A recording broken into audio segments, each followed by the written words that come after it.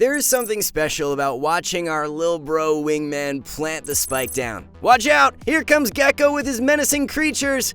Or, well, menacing may be the wrong word to describe these critters. Like, have you seen Wingman waddling over to plant the spike? That's one of the cutest things I've ever seen. In-game, though, these creatures certainly pack a punch. Gekko has a unique set of abilities that, when used properly, can be deadly to your opponents. Here are 10 tips that will drastically improve your Gekko skills and accelerate your way up the Valorant rankings. Before we get into it, this video is just a glimpse of what we can offer you. If you want a full, detailed guide on how to improve in Valorant, then you want to check out our website at SkillCapped.com. More on that at the end of the video. First up, you want to use Wingman to clear angles and choke points. Many players get too hyper-focused on using Wingman to plant or defuse the spike. That certainly is a helpful feature, however, there are times where information is more important. Say we were trying to push into the A site without any clue of where the enemies are. If we were to just throw Wingman out to plant, we would have to push the site relatively blind afterwards. The enemy could have a shotgun close range ready to pounce at you. If you use Wingman to plant, the enemy could simply ignore him and wait for your push. And when you do, you'll be in a lot of trouble. When you don't have site control or information on enemy locations, using Wingman to scout the area would be more optimal. Wingman works just like Raze's Boombot. He'll bounce off of walls and will ricochet over at an angle. This allows you to clear multiple angles to a point. It also allows Wingman to maneuver through obstacles to clear a certain area. By clearing close angles, you can then make a decision on how you want to push the point. To simplify your decision making, we'll break things down into 2 points. If you're trying to push a site and don't have any idea of where the enemy is, use Wingman to clear the site out. If you do have information to work off of, then use Wingman to plant or defuse the spike while you focus on taking duels. Following that up, Gekko's abilities work very well in combination with each other. Particularly, Wingman and Dizzy can be used together to really confuse the enemy and lead to easy kills. Gekko's abilities serve 2 purposes. One is to stun or blind the enemy, but they're also meant to serve as a distraction during your push. Take this clip here. Where they are. I mean, there's so many tools at their disposal. There it is, Wingman the first, the Dizzy from up top, and he's so screwed. Man, there's nowhere to go, but holy smokes, what a shot from Jay-Z. We have Sawdog retaking the site, and there's an Astro Wall on the way. To identify the enemy's location, he sends Wingman through the wall to scout the area out. He follows up with Dizzy shortly afterwards so that there will be 2 pieces of utility that appear at the same time towards the enemy. The enemy will have a hard time destroying both Wingman and Dizzy before they get activated. Thus, you're nearly guaranteed for the enemy to get blinded or concussed, which will give you an easy kill. And that's exactly what happens here. Sawdog pushes through after this combo, the enemy is concussed, and he gets an easy kill. Timing is going to be what's important here. The easiest way to perform this combo is to bring out Wingman first. As he starts to approach enemy territory, that's when you want to throw Dizzy right next to him. Having the 2 abilities appear at the same time on the enemy screen is key, so that they won't be able to destroy both pieces of utility at the same time. Either they hit Wingman but get blinded by Dizzy, or they hit Dizzy but then get concussed. In both scenarios, you should have an easy peasy time eliminating the enemy using this combo. Taking a pause from Gekko's main abilities, there are a ton of fancy tricks that you can pull off with Gekko's ultimate. Thrash is already a tanky monster, currently rocking 200 health. However, if you just run him straight through a choke point, he's a relatively easy target to eliminate, especially if there's multiple enemies around. To make Thrash a more slippery target, you can actually bunny hop with him. This is achieved just like you would a normal bunny hop. Hit your jump key and strafe either to the left or right. As you're about to land, hit the jump key again and strafe to the opposite direction that you just went. Rinse and repeat, and Thrash will be soaring through the map. Thrash already has a speed boost, so adding this bunny hopping will make it much harder to shoot down.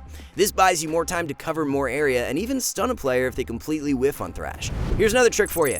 Gekko is most powerful when he's able to use his abilities over and over, and being able to use Thrash twice is massive for both gathering info and scaring the enemy away. When using this ability, you'll want to clear out an area and save time to run Thrash back towards you. You'll miss some ground by doing this, but it'll be worth it because it gives you good access to pick Thrash back up. Now you'll be able to use your ultimate in 10 seconds.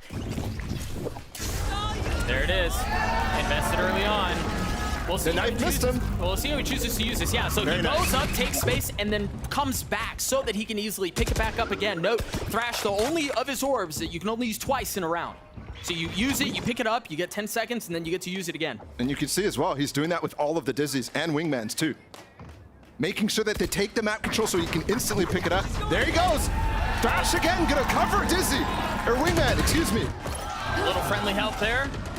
Wingman looking for it! In this clip, Sawdog clears out tower and then retreats Thrash back to him. The team takes tower control and Sawdog uses Thrash again to help clear out the A site. Thrash lands a stun and helps Aspaz snag an easy kill on site, although he does get traded by backup. Thrash is the easiest ability to recall back since you're able to fully control it like Sky's dog. It's also the strongest ability Gekko has, so being able to use it twice in one round is massive to gaining the upper hand. It's important to think about this when using Gekko's other abilities as well. It won't be as simple to accomplish with them, as there will be times where you need to use them at far away angles. But when possible, you want to throw Dizzy and Wingman through positions where you can easily pick the abilities back up to.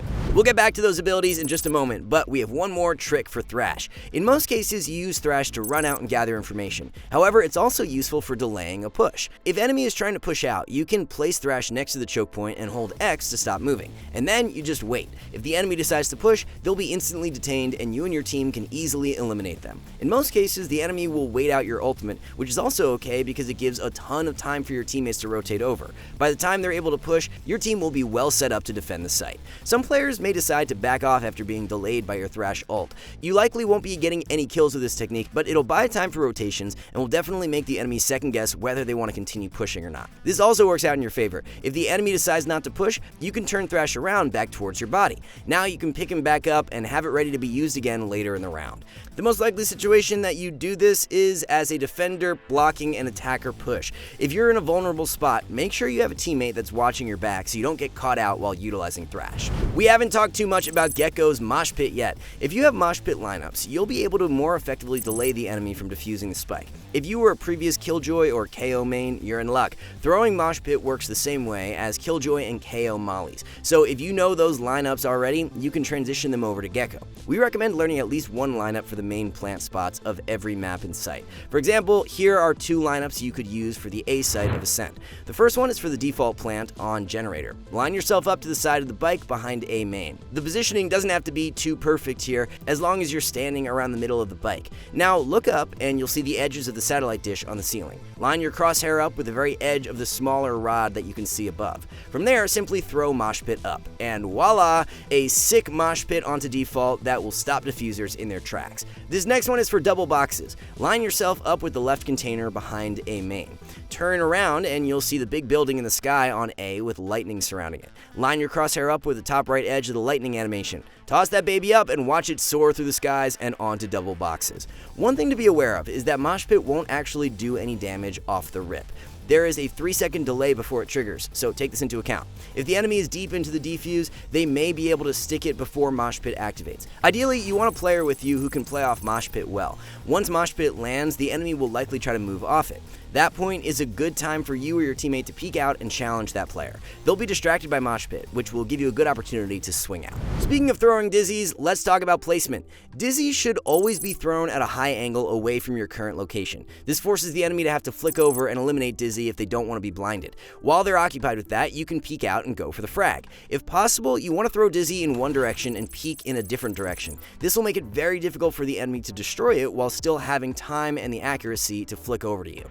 Dizzy is also best when used for teammates. Your teammates can peek earlier than you can, which will give even less time for the enemy to react. If you're stuck between a rock and a hard place, throwing Dizzy straight up in the air is a good idea as well. The enemy will still have to hit a high flick shot to destroy it, and then flick back down to kill you. The additional pro to this is that Dizzy will fall straight down on you, making it easy to pick the critter back up and have it ready to use again.